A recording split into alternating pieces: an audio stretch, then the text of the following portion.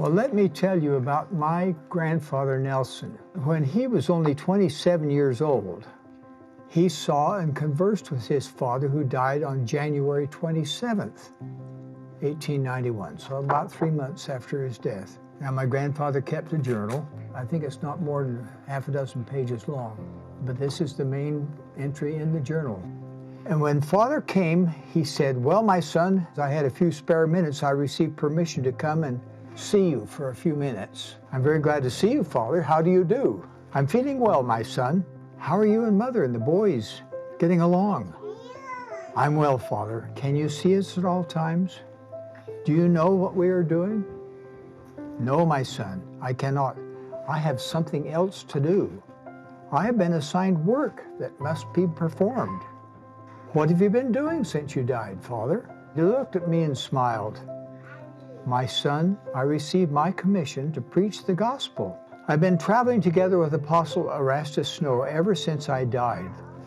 You cannot imagine, my son, how many spirits there are in the spirit world that have not yet received the gospel. But many are receiving it, and a great work is being accomplished. Many are anxiously looking forth to their friends who are still living to administer for them in the temples.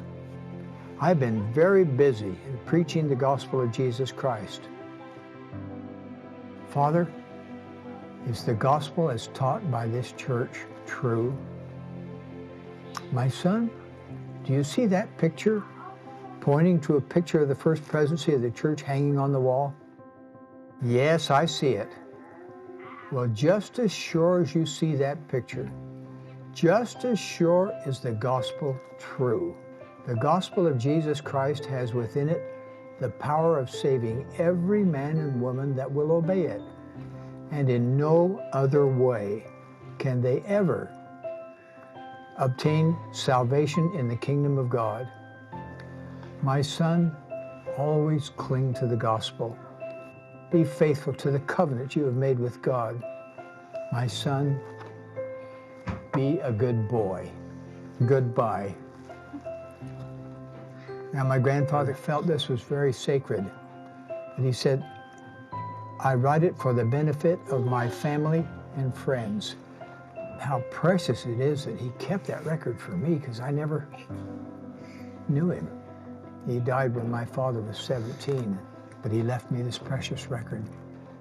And now that I'm a general authority of the church, I assume everybody in the world is part of my family, so I share it.